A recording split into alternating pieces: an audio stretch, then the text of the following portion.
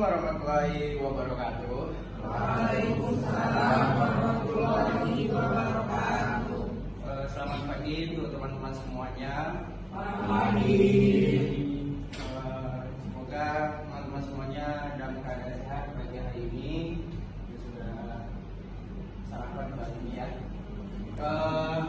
Materi kali ini kami memaparkan presentasi yaitu data visualization dan dashboard dalam big data. Pada konsep utamanya itu kami menampilkan privasi. Di sini ada 6 poin termasuk kesimpulan yang kami paparkan. Itu ada apa itu privasi big data dan seberapa besar data itu digunakan. Ketika siapa yang boleh tahu atau kapan dan berapa banyak privasi kita tersebut. Yang kedua, big data penjelasannya itu adalah kumpulan data yang sangat besar dan cepat bertambah serta beragam yang dihasilkan dari aktivitas digital kita sehari-hari seperti belanja online, di Shopee ataupun media sosial, TikTok hingga penggunaan aplikasi lainnya. Contoh nyatanya ada data 235 juta pengguna YouTube, Instagram, dan TikTok yang terjadi pada Agustus tahun 2020. Yang kedua, informasi pribadi di era digital bukan hanya nama dan nomor telepon, tapi juga riwayat transaksi keuangan, lokasi, kondisi kesehatan hingga foto kita yang kita unggah. Yang ketiga, banyak pengguna tidak sadar bahwa saat menyetujui syarat dan ketentuan aplikasi, mereka sudah menyimpan data mereka digunakan bahkan dijual kepada pihak ketiga. Dan yang keempat, privasi bisa dilanggar dalam 3 kondisi utama, yaitu yang pertama, data pribadi digabungkan dengan data lain yang menghasilkan informasi baru yang lebih sensitif. Privasi data, yaitu pertama untuk pengguna atau diri kita sendiri, pertama pada syarat dan ketentuan sebelum menyetujui aplikasi. Misalnya, contohnya aplikasi edit foto yang meminta akses kepada lokasi atau kontak, padahal yang dibutuhkannya hanya galeri, sebaiknya tidak usah diizinkan. Yang kedua, gunakan antivirus dan ekstensi anti pelacakan di browser. Ketiga, batasi informasi pribadi yang dibagikan di media sosial seperti foto KTP atau foto kartu mahasiswa. Yang keempat, aktifkan peraturan privasi di setiap akun digital. Yang kedua, untuk perusahaan atau platform. Yang pertama, wajib menggunakan enkripsi data agar informasi pengguna tidak membawa manfaat besar di era digital. Namun juga membuka risiko serius terhadap privasi pengguna jika tidak dikelola dengan benar. Regulasi yang ada telah tertinggal dan pesatnya perkembangan teknologi, sehingga perlindungan data pribadi menjadi tantangan nyata tidak hanya di Indonesia tetapi juga di seluruh dunia. Perlindungan privasi bukan hanya tugas pemerintah atau perusahaan semata, melainkan tanggung jawab bersama. Pengguna lebih sadar akan hak digitalnya, perusahaan wajib transparan dalam pengelolaan data, dan pemerintah harus segera melengkapi regulasi yang komprehensif. Oke, baik. Untuk sesi selanjutnya, terima kasih kepada teman-teman yang sudah menjelaskan materi kali ini, dan kami akan melempar presentasi selanjutnya ke kelompok 2.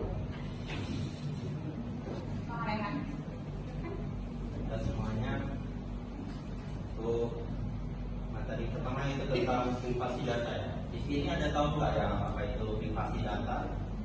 Jangan kayak gini ya. Sebelum Tidak. nggak tahu sering apa itu adalah merupakan hak setiap individu untuk mengontrol informasi pribadi agar tidak digunakan atau disebar tanpa izin. Data pribadi dapat berupa nama, alamat, email, nomor telepon, dan aktivitas digital lain. Selanjutnya tentang yaitu pentingnya privasi dalam big data. Kenapa sih privasi itu penting dalam big data? Ada yang tahu nggak? Tahu. Betul. Itu termasuk. Karena semakin banyak data yang dikumpulkan, semakin besar pula risiko penyalahgunaan data. Oleh karena itu, Perlindungan privasi menjadi hal yang sangat penting untuk mencegah penipuan dan pencurian identitas. Dampak kebocoran data. Kebocoran data dapat menyebabkan kerugian bagi individu berupa kehilangan privasi dan penipuan, sedangkan bagi organisasi dapat menurunkan kepercayaan pelanggan serta merusak reputasi perusahaan. Cara melindungi privasi.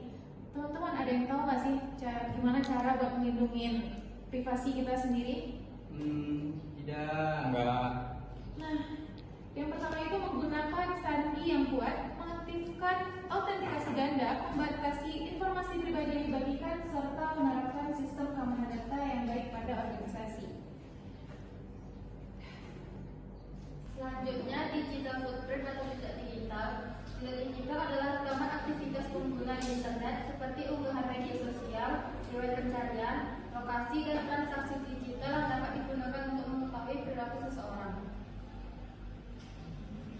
Dan resiko privasi dalam big data, yaitu penggunaan big data dapat menimbulkan berbagai risiko seperti kebocoran data, pencurian identitas, penyalahgunaan informasi pribadi, serta pelacakan aktivitas pengguna.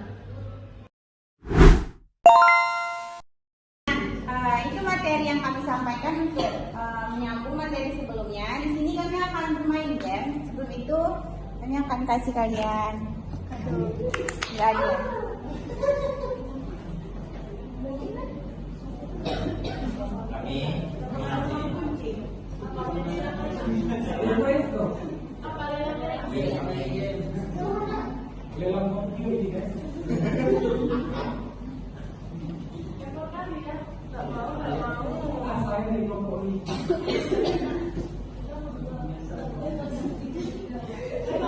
Kita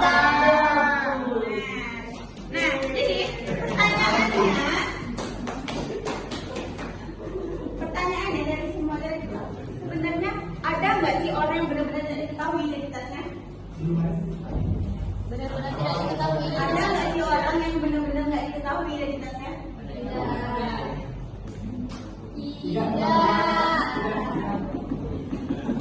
Tidak, sebenarnya ada, tapi sulit dicari untuk di era digital sekarang.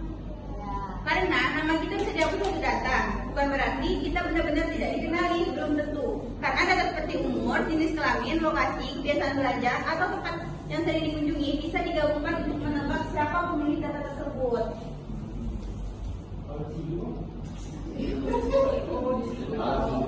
Yang sekalian.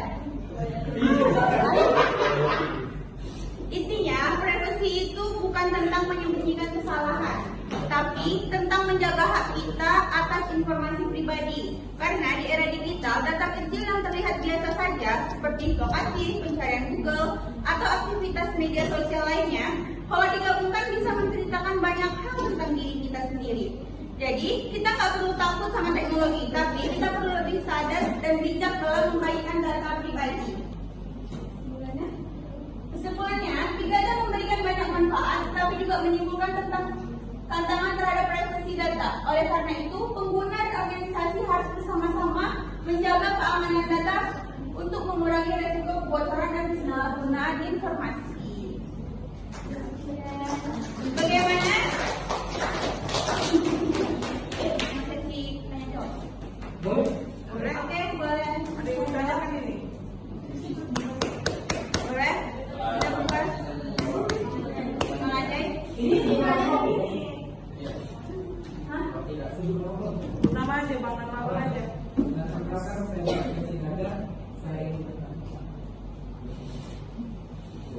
Bagaimana solusi agar data privasi itu seperti yang Bapak katakan semuanya rata-rata sudah diketahui? Ada nggak solusinya agar jadi terjaga itu? Bagaimana? Solusinya atau ada nggak solusi untuk biar data privasi itu terjaga?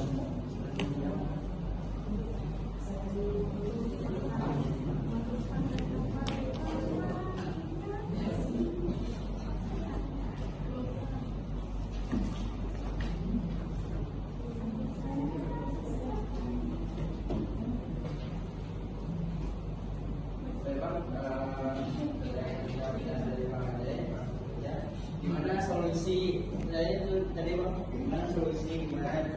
Bagaimana?